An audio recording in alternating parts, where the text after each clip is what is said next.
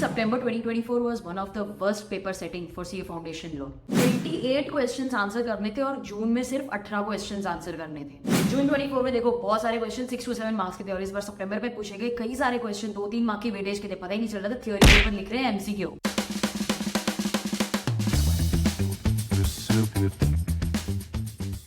Hello to all the CA foundation students, मुझे पता है कि आपके एग्जाम्स चल रहे हैं, लेकिन ये वीडियो स्पेशली उन स्टूडेंट्स के लिए है जो Jan 25 और May 25 में अपना एग्जाम देने वाले हैं कि भाई जाग जाओ, पेपर पैटर्न जैसा कुछ भी नहीं होता। जून 24 में आपने देखा ना 6 to 7 मार्क्स के क्वेश्चन आते हैं और अभी कितने सारे छोटे छोटे 2 to 3 मार्क्स के बहुत सारे केस बेस्ड क्वेश्चन पूछ लिए थे। तो अगर आपका Jan या May 25 में अटेम्प्ट है तो इन 5 चीजों को जरूर याद रखना और इसे अपनी एक लर्निंग जैसा समझना। सबसे पहली चीज कॉन्सेप्ट क्लैरिटी होना बहुत जरूरी है। बहुत बार ऐसा होता है कि स्टूडेंट्स है ना पास्ट एग्जाम क्वेश्चंस करके चले जाते हैं और पूछते हैं मैम इतना किया तो चलेगा क्या, अरे डायरेक्ट क्वेश्चन कहाँ आता है, ट्विस्ट कर करके पूछते। तो अगर आपको कॉन्सेप्ट क्लियर नहीं है तो फिर आप क्वेश्चंस नहीं सॉल्व कर पाओगे। तो सबसे पहले आपको कॉन्सेप्ट क्लैरिटी होना बहुत जरूरी है। अगर आप स्टडी मटेरियल से पढ़ रहे हो और आपको लगता है यार ये मुझे तो लर्न ही नहीं हो रहा है, चेंज करो, उसमें अपना टाइम वेस्ट मत करो। गो फॉर स्टडी मटेरियल जो इजी टू लर्न है, इजी टू अंडरस्टैंड है। दूसरी चीज जो आपको याद रखनी है कि सिर्फ पढ़ते रहना इंपॉर्टेंट नहीं है, उस चीज को आपको अप्लाई भी करना है। जितने ज्यादा क्वेश्चन आंसर्स आप सॉल्व करोगे उतनी ज्यादा आप एग्जाम में अच्छे से परफॉर्म कर पाओगे। तो क्वेश्चन बैंक होना आपके पास बहुत जरूरी है, जिसमें सारे past exam question, study material, RTP, MTP question हो, यूनिट वाइज हो। तो हमारी कंपाइलर बुक आप रेफर कर सकते हो विद प्रॉपर आंसर्स हमने वहां पर दिया है, प्रोविजंस, फैक्ट्स, एनालिसिस, कंक्लूजन। तो इससे आपको आइडिया आएगा कि क्वेश्चन कैसे आंसर करना है। पहले तो क्या टाइप का क्वेश्चन आएगा, प्रोविजंस में क्या लिखना है और एनालिसिस में क्या लिखना है। कितने स्टूडेंट्स होते हैं जो फैक्ट्स ऑफ द केस को एकदम इलैबोरेटली लिखते रहते हैं, उसके कोई मार्क्स नहीं मिलते आपको। सबसे ज्यादा मार्क्स होते हैं प्रोविजंस और एनालिसिस में, तो उस पर आपको बहुत ज्यादा ध्यान देना है।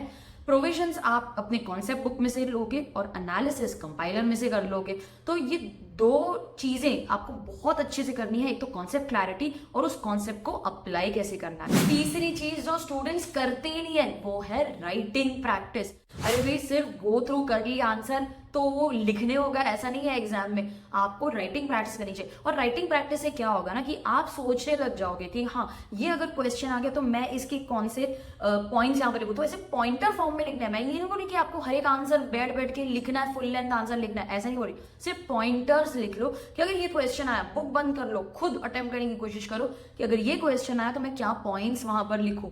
तो वो पॉइंट्स लिखते लिखते आपका माइंड इतना ट्रेन हो जाएगा ना कि अगर क्वेश्चन आ गया तो यू नो कि क्या थॉट प्रोसेस होना चाहिए। ये पॉइंटर्स लिख लिया, मुझे इसको इलैबोरेट करना है, this will save a lot of time in the exam. तो राइटिंग प्रैक्टिस होना बहुत जरूरी है। अच्छा, चौथी चीज जो मुझे लगता है कि आपको सीख लेनी चाहिए इन 2 अटेम्प्ट्स में से कि सिर्फ और सिर्फ क्वेश्चन आंसर करके कुछ नहीं होने वाला है। रिवर्स मेथड स्टूडेंट्स करते कि मैम क्वेश्चन आंसर कर लेंगे, उसमें जितनी थ्योरी आई है ना, उसमें जितने कॉन्सेप्ट्स कवर है जैसे वही करके जाएंगे। आप इन 2 अटेम्प्ट्स के पेपर देख लो, अगर आपकी कॉन्सेप्ट क्लियर नहीं है, अगर आपने पूरा कवर नहीं किया है सिलेबस, तो आप इन क्वेश्चंस को आंसर ही नहीं कर पाओगे।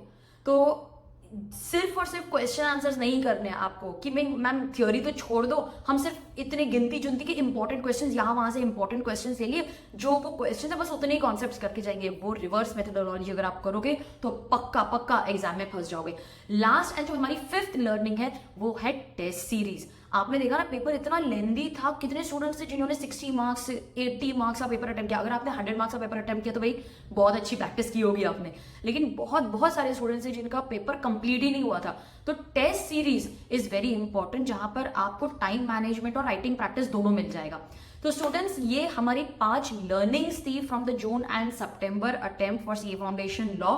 आप अगर जैन में अटेम्प्ट दे रहे हो तो प्लीज बिल्कुल भी टाइम वेस्ट मत करना, अभी से ही अपनी पढ़ाई शुरू कर लो और ट्राई करो कि नवंबर 15 तक आपकी पढ़ाई हो जाए और फिर आप 1 से 1.5 महीना प्रॉपरली रिवीजन में डालो। हमारे लेक्चर्स अवेलेबल हैं ऑन माय वेबसाइट capreetyagarwal.com। तो एक बार वेबसाइट जरूर विजिट करना for CA foundation law books, lectures, test series. अगर आपको कोई भी डाउट है, मेरा नंबर मैंने डिस्क्रिप्शन में दिया हुआ है, मुझे कांटेक्ट करिए। अगर आपको स्टडी स्ट्रेटेजी चाहिए तो आप कमेंट सेक्शन में लिखना study strategy and I will definitely share that with you. एक व्हाट्सएप भी कर सकते हो आप, मेरा नंबर मैंने दिया हुआ है, उसमें आप स्टडी स्ट्रेटेजी का व्हाट्सएप कर देना and I will definitely share a 3 month study planner with you. ठीक है स्टूडेंट्स, तो जाते जाते फिर बोलती हूँ नोट्स बहुत इंपॉर्टेंट है, सही गाइडेंस लेना बहुत इंपॉर्टेंट है, अच्छे तरह से प्रिपेयर करो ताकि आप फर्स्ट अटेम्प्ट में क्लियर कर पाओ।